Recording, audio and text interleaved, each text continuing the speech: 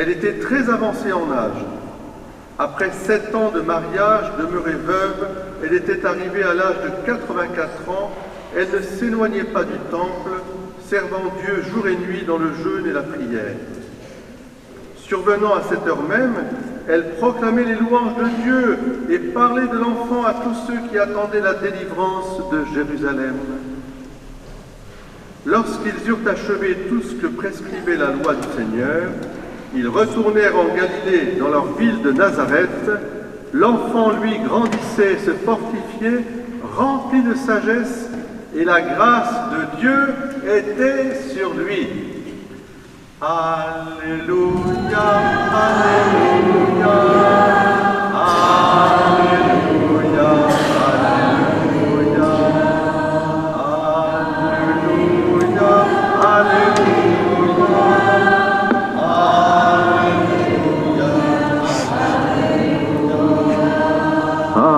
Alléluia, Alléluia, Alléluia, Alléluia, Alléluia, Alléluia, Alléluia, Alléluia. Asseyez-vous.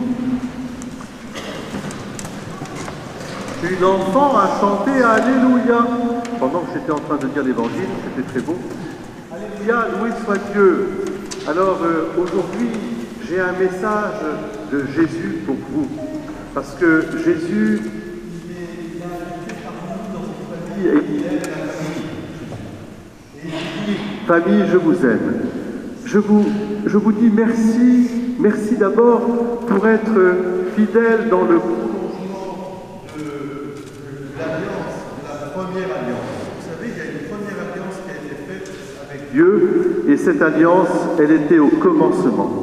Au commencement, Dieu créa tout l'univers, et il dit que cela était bon, et il dit croissez, multipliez aux plantes, aux animaux, etc. Et puis quand il créa l'homme et la femme, alors là, il dit une phrase tout à fait mystérieuse, il dit « Faisons l'homme à l'image, à notre image et à notre ressemblance. » Faisons, quelque chose de pluriel, qui indique que dans le mystère de l'homme et de la femme et de la famille, il y a comme je peux voir déjà comme un mystère de Dieu qui se révèle.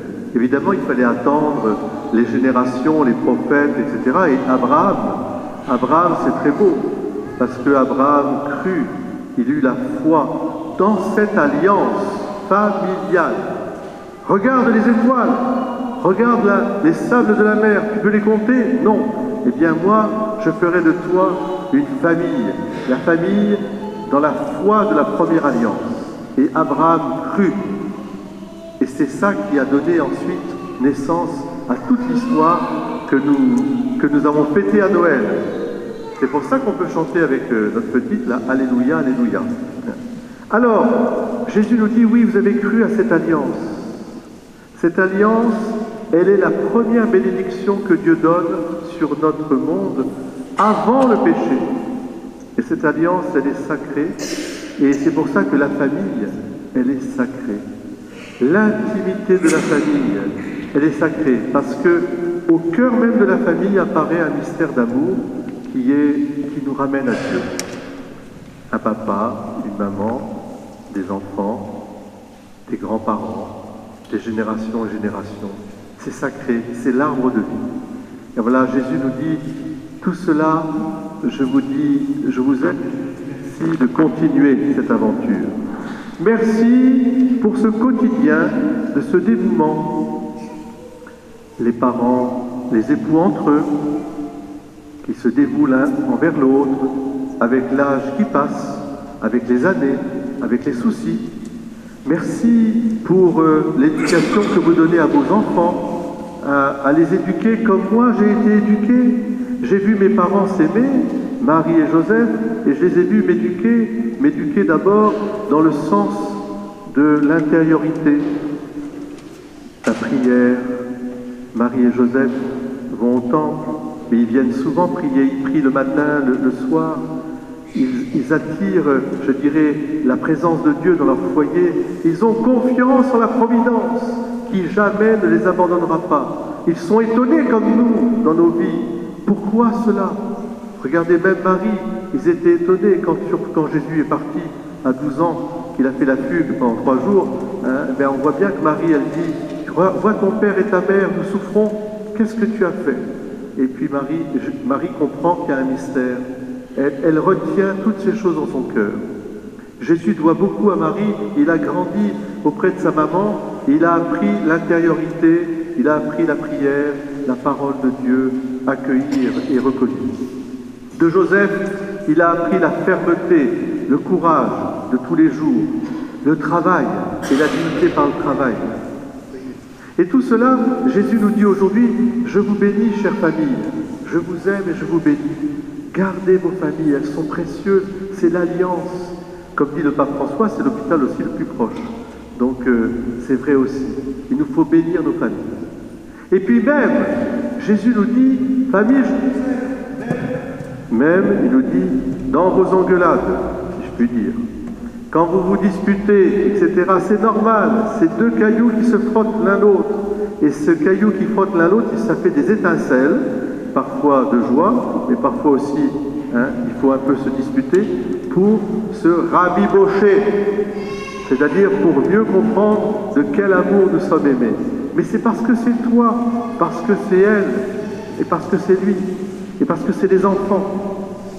Parents, éduquez bien vos enfants, donnez-leur de sages conseils et une écoute toujours.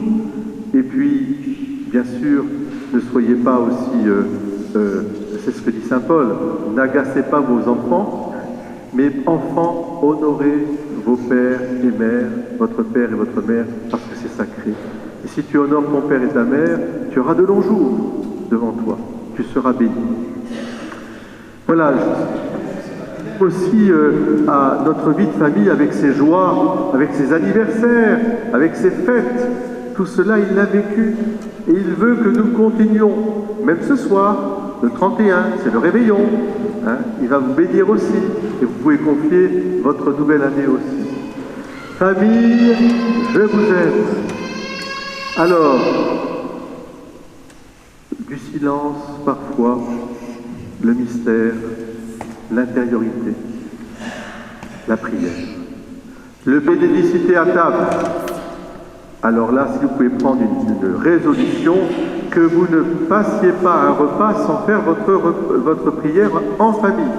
C'est très important. On bénit son pain et on l'offre. Et ça donne une atmosphère tout de suite différente. Et puis, ce sont des joies. Ensuite, le courage, la fermeté, le courage dans le travail. Oui, le travail anoblit l'homme. Et il lui donne aussi, je dirais, force et courage. Et quand je dis le travail domestique, Jésus nous dit merci pour tout ce travail qui va de la cuisine à la buanderie, en passant par les chambres. Oui, parce que Marie et Joseph lui ont appris la dignité de ce travail. Puis le travail à l'extérieur, bien sûr, nos professions. Voilà, soyons aussi, remercions Dieu. Et puis enfin, je pense à la famille du ciel. Dans la lecture de saint Paul, on nous dit que Abraham croyait déjà à la résurrection. Il savait que la famille ne se perd pas. Elle se constitue ici-bas pour grandir dans le ciel et en fait elle s'établit dans le ciel.